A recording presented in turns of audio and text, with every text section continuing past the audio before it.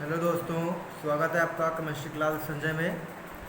आज हम लोग पढ़ेंगे परासरण दाब, जिसकी इंग्लिश है ऑस्मोटिक प्रेशर। ये इम्पोर्टेंट है, मैंने यहाँ लिख दिया है क्योंकि परीक्षाओं में क्वेश्चन आता रहता है। परासरण दाब की परिभाषा को हम लोग दो तरीके से समझेंगे। पहली परिभाषा ये है, जो ये चित्र बना हुआ है दिख रहा है आपको। हाँ, चित्र थोड़ा अच्छा नहीं है, लेकिन फिर भी समझने के लिए चित्र पर्याप्त है। तो ये चित्र जो है परासरण दाब के पहले का है, और ये चित्र ये जो है दूसरा परासरण दाब के बाद का है।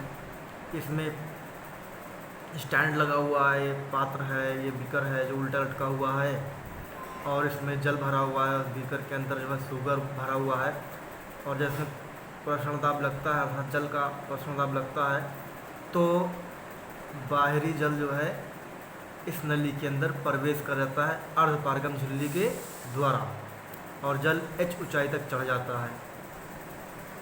चलिए अब इसकी परिभाषा समझते हैं।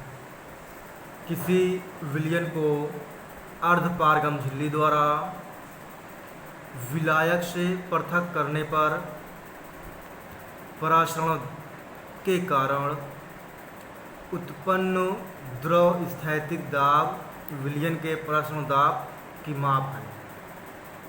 चलिए एक बार फिर समझ लेते हैं दोबारा से, परिभाषा की कॉन्सेप्ट जो है क्लियर हो जाए। किसी विलयन को अर्धपारगम झिल्ली द्वारा विलायक से पृथक करने पर परासरण के कारण उत्पन्न द्रव स्थैतिक दाब विलयन के परासरण दाब की माप है। देखिए, कोई पात्र में विलयन भरा हुआ है और इसमें अर्धपारगम, ये जो मेम्ब्रेन है, अर्धपारगम झिल्ली द्वारा विलायक से पृथक किया जाता है, अलग किया जाता है। तो जो परासरण दाब उत्पन्न होता है उसे क्या कहते हैं? परासरण दाब कहते हैं। इसका सूत्र बन जाता है जब H नली तक चढ़ जाता है पानी। तो देखिए, यदि नली में विलयन का स्तर ऊंचाई H तक चढ़ता है तो विलयन का परासरण दाब P बराबर द्रव स्थैतिक दाब होता है। ठीक है, तो परासरण दाब बराबर H इंटू D होता है। H ऊंचाई होती है, P परासरण दाब होता है, और D विलयन का घनत्व डेंसिटी होता है। ये इसकी दूसरी परिभाषा है, ये भी इम्पोर्टेंट है। परासरण दाब ऑस्मोटिक प्रेशर, इसे ये इसका चित्र है। सॉल्वेंट वाटर है, ये सॉल्यूशन है जो चीनी या जल भी हो सकता है, कुछ किसी का भी लिक्विड ले सकते हैं हम लोग। और इसे एक्सटर्नल प्रेशर कहते हैं। ये जो लगा हुआ इसे पिस्टन बोलते हैं। ये वाटर फ्लो का इंडिकेटर है, मतलब जल स्तर बढ़ रहा है या जल स्तर घट रहा है उसकी बात बता रहा है। ठीक है, तो समझ। और ये जो बीच में कट ऑफ लाइन लगी है, कट ऑफ मार्क लगा हुआ है, ये है आपका अर्धपारगम झिल्ली, इसे इंग्लिश में बोलते हैं सेमी परमिएबल मेम्ब्रेन। इसकी परिभाषा वही है, अर्धपारगम झिल्ली द्वारा विलायक से पृथक किए विलयन में अर्धपारगम्य झिल्ली द्वारा विलायक से पृथक किए विलयन में विलायक के प्रवेश को रोकने के लिए विलयन पर लगाया गया आवश्यक अतिरिक्त दाब विलयन का परासरण दाब कहलाता है। ठीक है, चित्र में देखिए, ये जो सॉल्वेंट है और ये जो है विलयन है, इसी में जो है जब इसे अर्धपारगम झिल्ली द्वारा अलग किया जाता है ना, जैसे फिर का विलयन झिल्ली द्वारा अलग किया जाता है, पर अर्धपारगम झिल्ली द्वारा इसे जब अलग किया जाता है तो विलायक, जो ये विलायक है सॉल्वेंट, इसके प्रवेश को रोकने के लिए क्या करते हैं? इसके प्रवेश को, जो ऐसे इधर से जा रहा है, इसके प्रवेश को रोकने के लिए यहाँ से ये जो एक्सटर्नल प्रेशर, बाहरी दाब लगाया जाता है, यानी बाहरी कह सकते हैं बल। कैसा बल?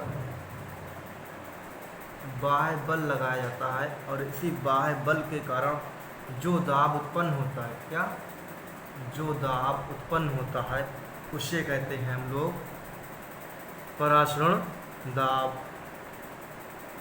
एक छोटी सी परिभाषा और देख लेते हैं जल्दी से। ये है समपरासारी विलयन, इंग्लिश है आइसोटोनिक सॉल्यूशन। ये भी 1 नंबर पर परिभाषा आती है।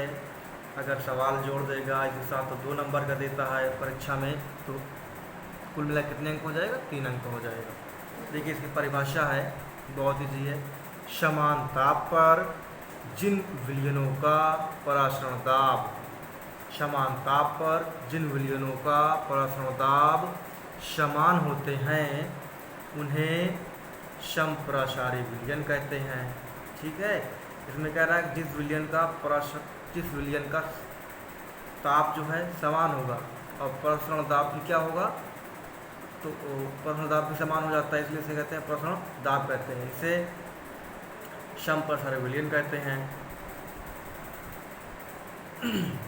चलिए नोट लिखा हुआ है, समान ताप पर 2 समपरासारी विलयन का प्रवाह किसी भी दिशा में नहीं होता, अर्थात परासरण नहीं होता है। फिर देखिए क्या, समान ताप पर 2 समपरासारी विलयन का प्रवाह जो होता है, फ्लो, किसी भी दिशा में नहीं होता। क्योंकि अब देखिए जब दोनों बराबर हो जाएगा, मान लीजिए ये कोई व्यक्ति है पावरफुल और ये भी एक व्यक्ति है, दोनों में क्षमता बराबर है, तो न जीत होगी न हार, क्या होगा? बराबर हो जाएगा। क्या हो जाएगा? बराबर हो जाएगा। वैसे यही बता रहा है नोट में कि जब कोई समान ताप होगा समपरासारी विलयन का और प्रवाह भी किसी भी दिशा में नहीं होगा, तो अर्थात वो परासरण दाब नहीं कहलाएगा। चलिए आज का टॉपिक यहीं तक करते हैं, अगले टॉपिक नेक्स्ट डे करेंगे।